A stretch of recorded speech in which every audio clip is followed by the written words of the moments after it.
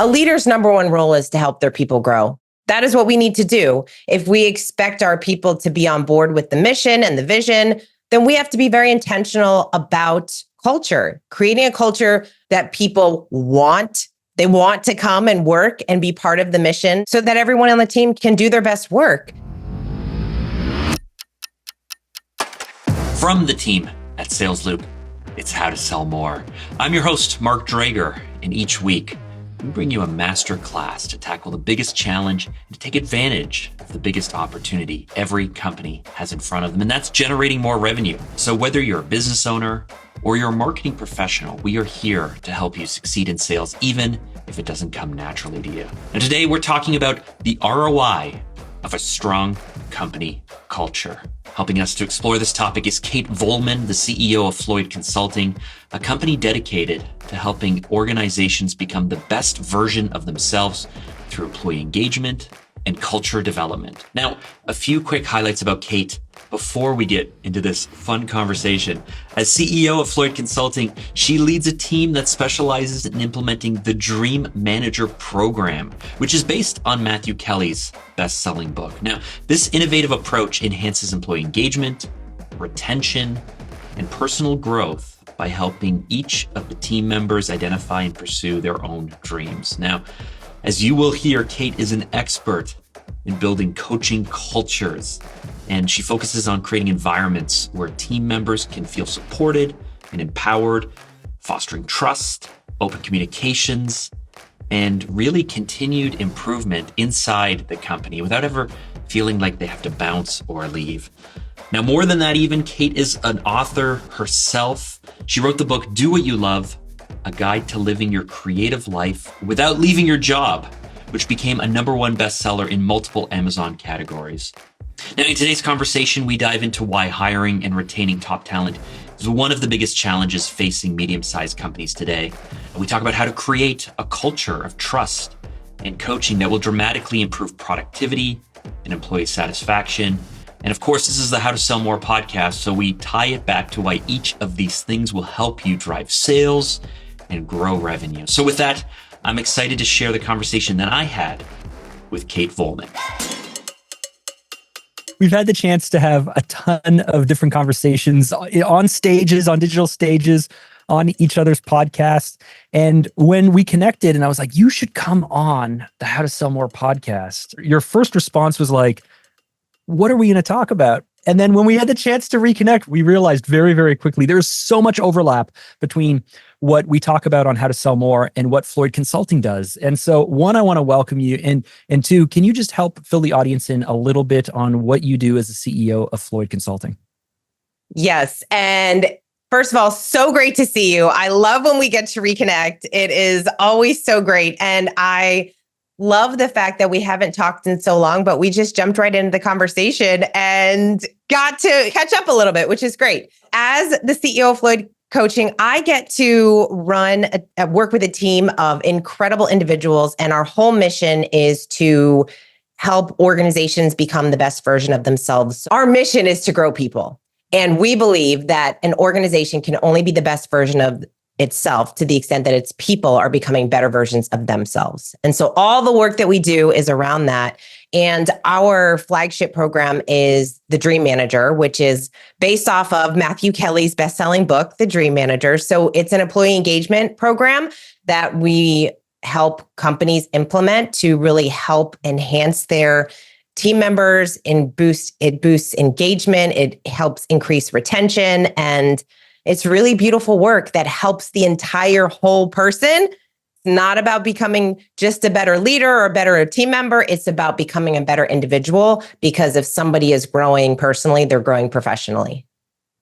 I don't know if you're a fan of Ramsey or not, Dave Ramsey. For some reason, over the last maybe 8 or 9 months, he has completely dominated my YouTube channels. I guess I've become a fan of him and his organization, his daughter. It's the algorithm, Mark. It just keeps feeding you. I guess so. And I'm not going to touch on how much he likes debt or doesn't like debt, but he said something in a clip that really caught me, which is you can't win the Kentucky Derby on a donkey.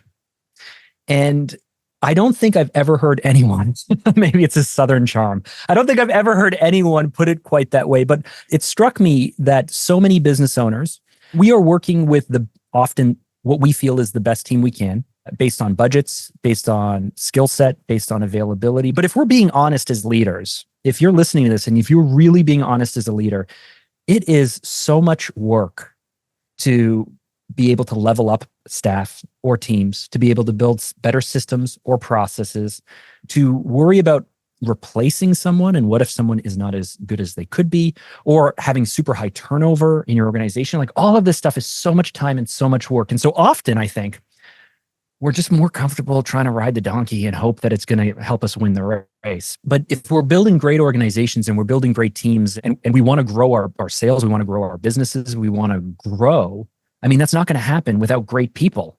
I'm totally softballing this to you, Kate, but isn't that right? Yes, and yes.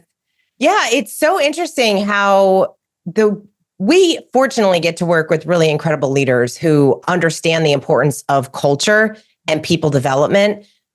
A leader's number one role is to help their people grow. That is what we need to do. If we expect our people to be on board with the mission and the vision, then we have to be very intentional about culture, creating a culture that people want. They want to come and work and be part of the mission that you're going after, so that everyone on the team can do their best work. And so we have to look at all of the different areas of what. In fact, I mentioned the Dream Manager. Matthew Kelly also wrote a book called The Culture Solution. So a lot of the work is around the culture solution, where he shares the 6 principles of a dynamic culture. And principle number 4 is about creating a coaching culture, having a culture where people feel like they're actually growing. Because when you have really good people on your team, they want to grow, they want to get better, they want to develop, they actually want to be part of a winning team. And they want to know that they're part of, and that they have a leader that believes in them not only because of what they can do for the organization, but believes in them as a person, that wants to help them get better individually.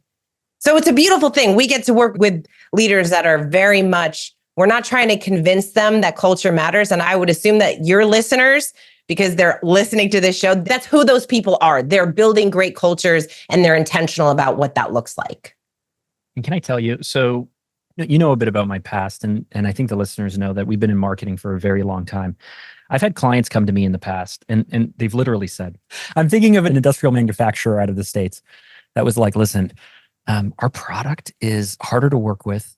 It's more expensive and everybody hates it. How are we going to sell this thing? And I'm thinking, oh my gosh, it's like, I'm sure you've run into organizations where it's, listen, our people aren't very good.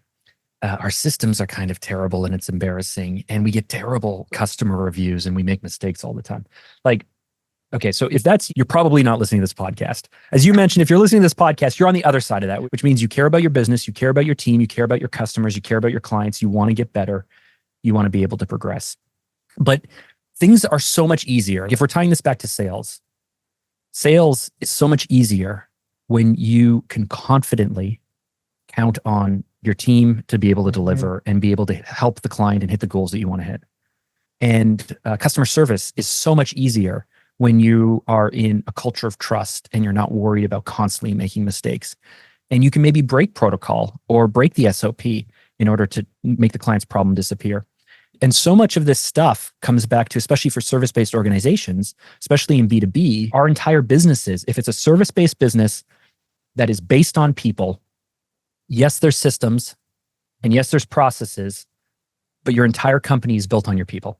And so I would love to know, what are some of the common challenges that medium-sized businesses like ours, like our listeners have, what they're facing, and how do we go about fixing those problems?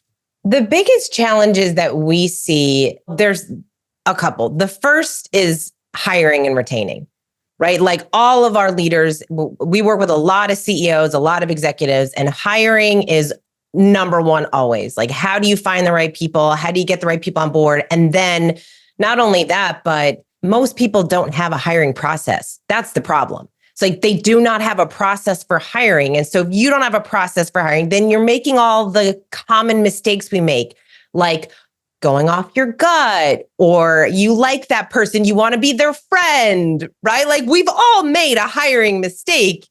And what's crazy is we do it because we got to fill the seat. We don't want to deal with it. We don't want to take care of the work, when really we all know it takes way more work if we hire the wrong person. And we know within a week or within a couple of days when we've made the wrong decision. And what happens is oftentimes we will keep that person way longer than we should.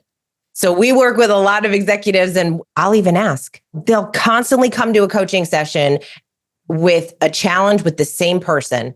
And so we'll get on the call. I'm like, all right, what are we talking about again? This person? Is this still the conversation we're having? And they'll just laugh and say, yeah. So finally you ask the question, okay, if this person, but they won't let them go. They won't let the person go when they know it's not a good fit. So we'll ask them, if this person quit today, how would you feel? And their response is always, oh my gosh, relief. I would feel amazing. It would be so great. If that is your answer, why do you still have this person? And so I could go on and on about those types of challenges that people have. It really comes down to having a really great hiring process so that you do find quality people, and then you onboard them correctly. They feel like they're part of the team. They know what their mission is. They understand the role. And now you're building a great team, right? So, but even in what you just covered off are a whole bunch of things that as an entrepreneur, I tend not to think fully through. And I imagine most business owners may not either. So even there where you're like, okay, so we do this and then we do onboarding and then we do this, like onboarding assumes that you know how to onboard someone and that you have a program or ability to onboard them. Being able to teach them the role assumes that you have SOPs or standard operating procedures or ways to handle certain things. Being able to do check-ins, weekly, monthly check-ins, or whatever it might be, assumes that you have a process for checking in with people and that they have a clear job description and that they understand the KPIs that they're going to be measured against. I can rhyme these things off, but if you asked me whether my team had these things, I mean, frankly, they don't. Honest, Mark. That's so good. Listen, I'm going to be honest here. We're a small team. I'm an entrepreneur, so I am constantly rapidly prototyping. I'm constantly changing things to the point where not corporate whiplash, not that. I mean, I've learned that the hard way. But, when you are building something, it's not the time to optimize, right? Like optimization comes later. But I feel like even as you rhyme those things off, there's so much work that goes into each of these elements, if you know what I mean. Yes. And that's why people don't do it. Exactly what you just said, because it is a lot of work to put together a hiring process. It's a lot of work to sit down and write a role description and a scorecard for every single position that you fill. I can't believe how many companies hire and they actually don't really know what the role is. They're like, I know I need someone because we're all really busy and we need to bring somebody else on board. Do you? Maybe you don't. So before you even think about hiring your next person, what is their role description and what's the scorecard? How are they being, to your point, how are they being evaluated? What does that look like? Because that's another challenge that we see in a lot of these businesses. It always comes down to the expectations gap. There's this expectation gap. So there's what we expect to happen, and then there's what actually happens. And then there's this huge gap in between, and that happens every day. So the leader is working with someone and they're expecting work to get done and it doesn't get done. So both parties are frustrated because the team member thinks they did the job. The leader says, no, this is not what you're supposed to do. And so if those people came together and you asked them to write down, okay, what do you think was expected of you? And if you ask both of them to write that down and then come together, oftentimes they're not the same. Hey there, it's Mark. We will get right back to my conversation with Kate. But first, I just wanted to take a quick moment to share with you how I can help you grow your business. Now, I'm sure you know, at Sales Loop, which is my award-winning B2B branding and marketing agency, we partner with leaders like you, people who are ready to take their businesses to the next level.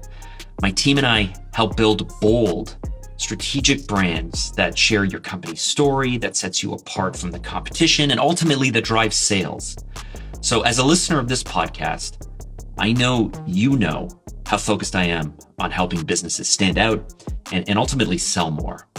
And And I just may be able to do that for you too. So if you have any questions about what we do, how we work, the strategies we implement, or any of the outcomes we drive, any of the results, I would love to connect with you. You can find out more about me over on LinkedIn. You can feel free to reach out anytime. And if you'd like to learn more about the work that I do day to day with my agency, you can head over to salesloopbrand.com. So with that, let's get back to my conversation. How much do you think this actually costs the business? I'm not asking you to quantify it in an actual number, but I had a very, very large client. They were in business for 150, 160 years, publicly traded client company. And they lacked, when I came into their business and looked at the branding, looked at the marketing, looked at the messaging, sales, when we analyzed the business, they were missing so many core components in my opinion. And I remember sitting down with the leader and I turned to them and I said, if you are this successful and your shareholders are this happy with things being as broken as it is, imagine how great it will be when we fix these things. And so if someone is turning to you and if a leader is turning to you for coaching, they know that there's a need, they know there's desire. If they're looking to create a stronger team, again, I love that intention. And if you're on your last legs or up against bankruptcy or you're struggling to get by, you're probably focused on some of these things. You're probably just focused on, let's go out in there and let's sell. I'm curious how much this is actually costing businesses in the day-to-day. Well, obviously every business would be different, but if you actually quantified it, I bet we would both be surprised if you can quantify a number for businesses. I'll give you an example. I talked to a woman today who Mark, when I tell you she is so frustrated with her leader, it was an hour coaching session on how frustrated she was. She wasn't going to be able to work today. She just couldn't get out of her head. How much productivity is being lost because she's so stuck in her head because she's so upset about this situation that her leader has no idea. Her leader has no idea that she's sitting here stewing about this when she should be working, right? And this happens every single day in organizations all over the world, right? One, it does. I imagine it does. I can't personally imagine spending a day not doing anything because I'm angry. I mean, yeah. I'm like a business owner, right? Yes. And if you're a leader, if you're an executive, if you got stuff to do, I'm sure it happens. But to me, that just seems mind-boggling.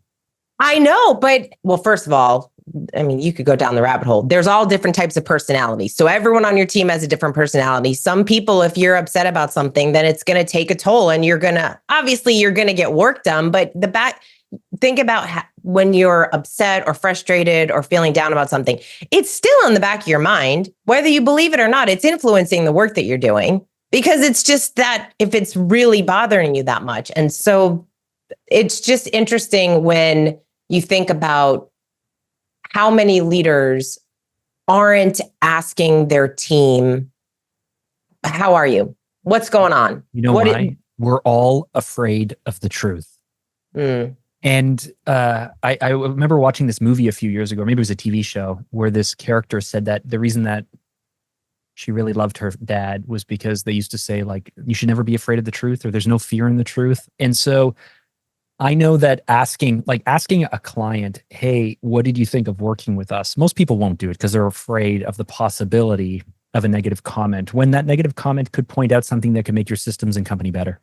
And a lot of people don't want the accountability of tracking KPIs, measuring, tracking, because they're worried it's going to be reduced to ROI or productivity levels or a KPI that they just won't live up to. And so a lot of people don't want that accountability, or they don't want to be measured. And I think a lot of leaders and teams are afraid to ask their staff or address these issues because they don't want to bring it out into the light. When, in my experience, and we shouldn't be afraid of the truth.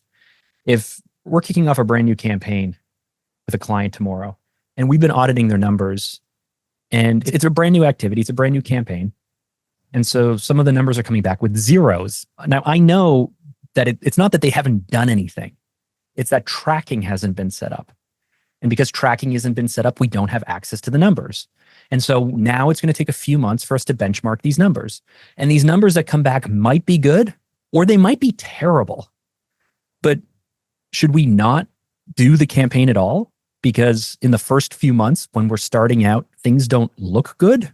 Or should we start fixing the teams? Should we start engaging with our employees? Should we start coaching? should we start talking about the issues that are here? Because if we don't look at where we're starting from, like we can't just jump straight to everything is fixed. Do you know what I mean? Yeah. Well, there's two things that I think of.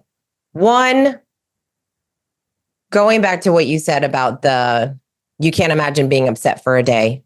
For people, this is why coaching matters. Because when you create an environment where people feel like they can tell the truth and they can make mistakes and that we're all working to build something together and people have trust in their leadership, when you're building that, you have different conversations and that person won't be upset for the whole day because they know they can go to their leader and talk about it and it gets taken care of in 5 minutes rather than 5 hours. So what you were just talking about, I wrote down trust, culture, and coaching.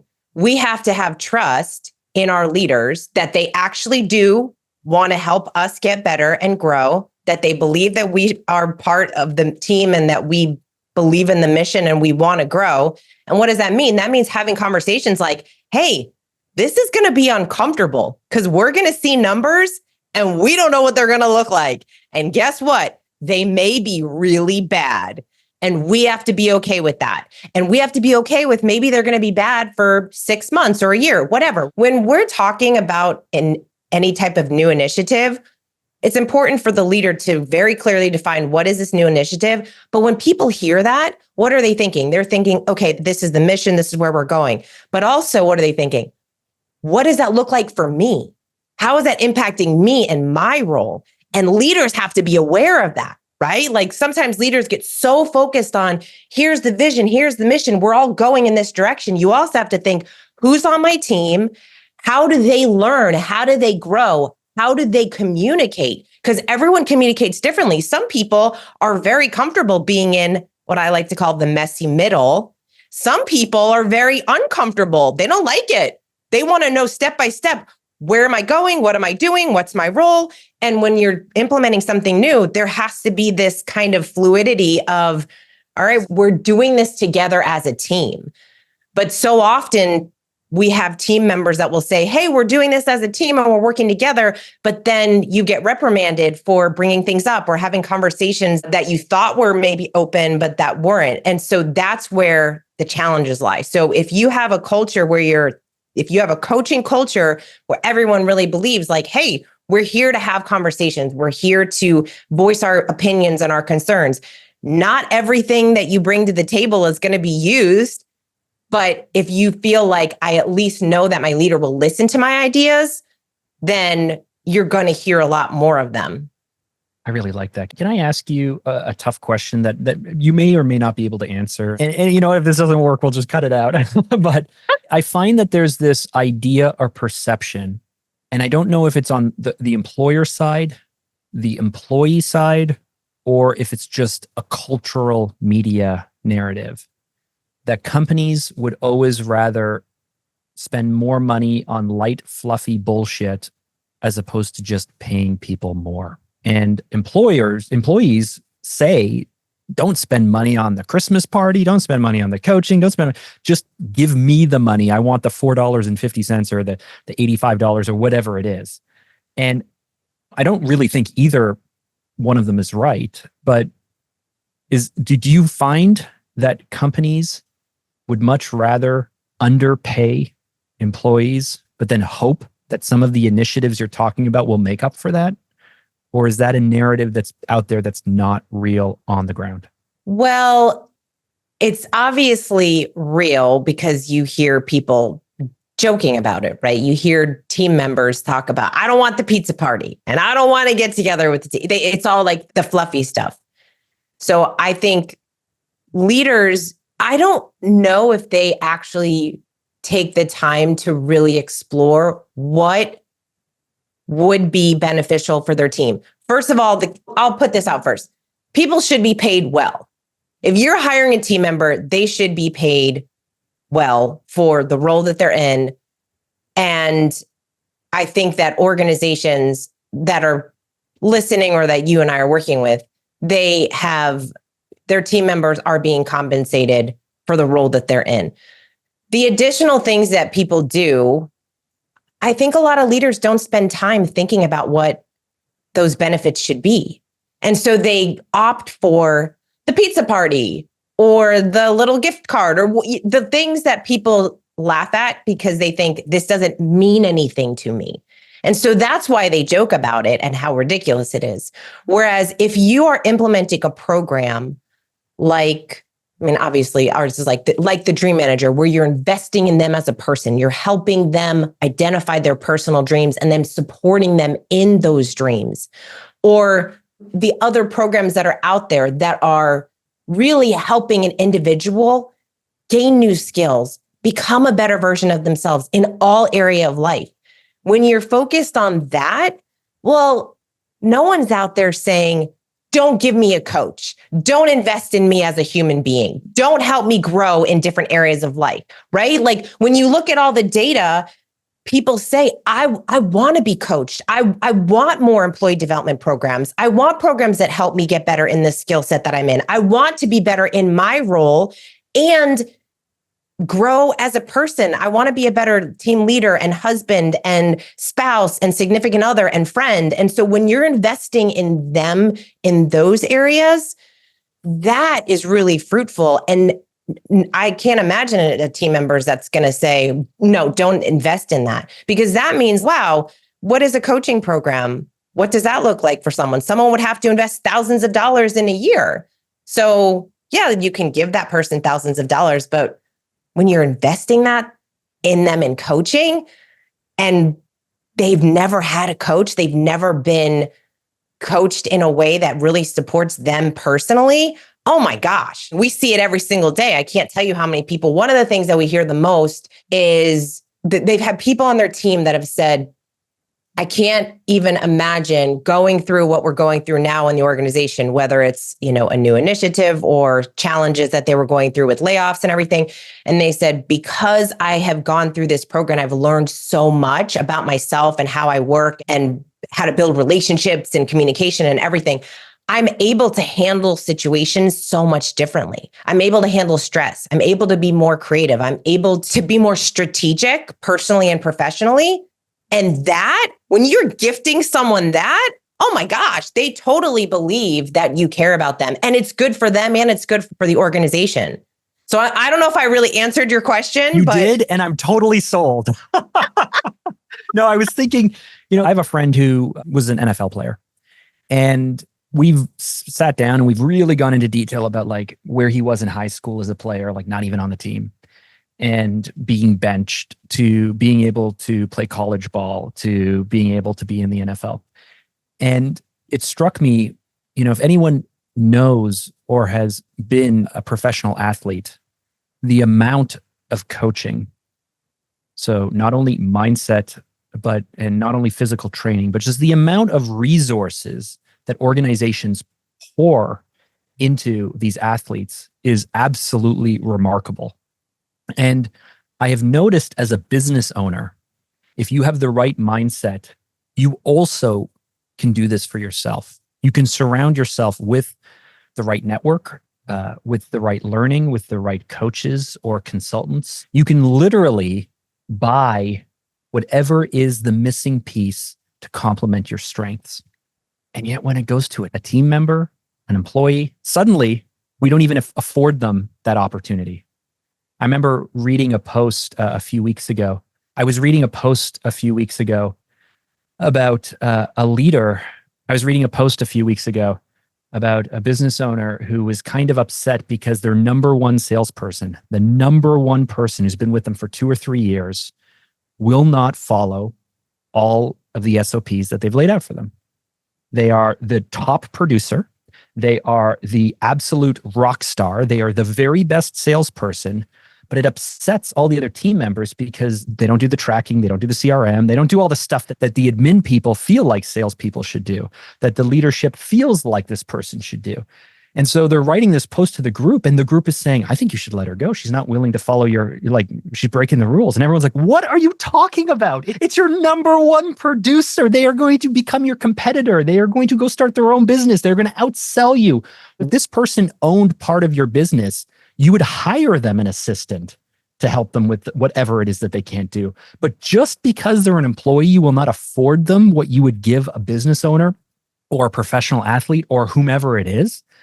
And so I see what you're talking about as the exact same thing. Each employee has certain gifts and certain skills. And if we can have them spend more of their time doing that and less of their time grinding through the stuff that they're not good at or they hate. And I understand if you have 100, 200, 300, 400 staff, 1,000 staff, this can be really challenging on scale. But this is where great managers come into it. And this is where leadership being great leadership, training great managers, and great managers having great employees. And this is where, I mean, this is the thing that personally I have not done and I would struggle to do. But this is where I would turn to someone maybe like you or your organization to help with, right? Yeah, that's what you're talking about is truly coaching, learning about each one of your team members so you know what their superpower is, so that you know what they really excel at and what's important to them. So as you were talking, I wrote down entitlement versus empowerment. You know, we have a lot of people that are entitled, which is why you hear so many people say, I deserve more and I should be getting this. And just because I've been here for X amount of years, and they really haven't contributed. They just think, oh, well, I've been here for X amount of time and I just should be making more money. Or the person down the street in the same role makes this.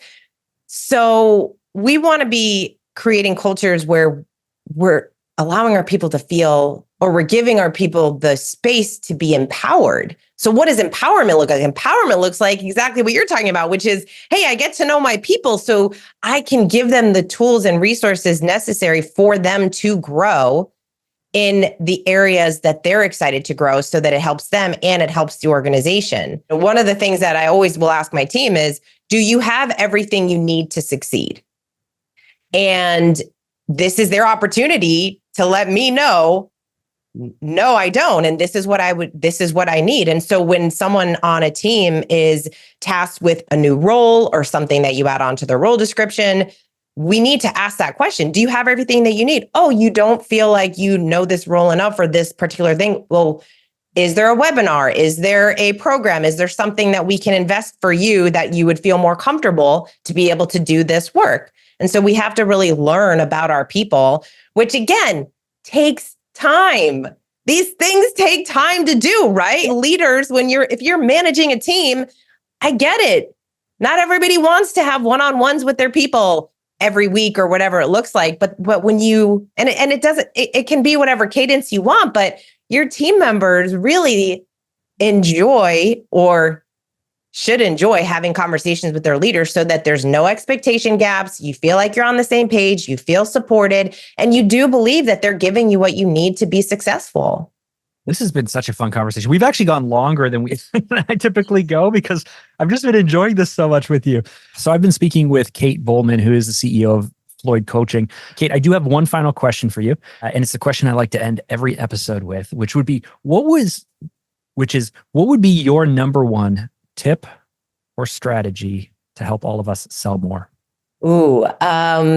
Reach out to your top 10 best clients and have a conversation with them so that you learn about what they love about working with you, what are some challenges that they might have had, and ask them directly, how can we provide a better service? How can we become better in what we do? And be open to the answers. There you have it. That was my talk with Kate, CEO of Floyd Consulting. Now, if you want to learn more about Kate, her book, Do What You Love, or anything about the Dream Manager program, head over to katevolman.com or floydconsulting.com. Now, you can also find Kate over on Instagram. She's on YouTube. She's on LinkedIn. All of her contact details are in the episode show notes. And while you're over on LinkedIn, please feel free to look me up as well. My name is Mark Drager. My details are in the episode show notes, and I would love to connect with you over there. Now, one last thing. If you've made it this far into the show, into the episode, if you are listening to my voice, you really should subscribe. And here's why. Each and every week, we share actionable strategies and tips, what like Kate shared with us today, to be able to grow your business and boost sales. So with that, I really want to thank you for listening to this episode. We are going to wrap it up I am Mark Drager, and I will catch you in the next one.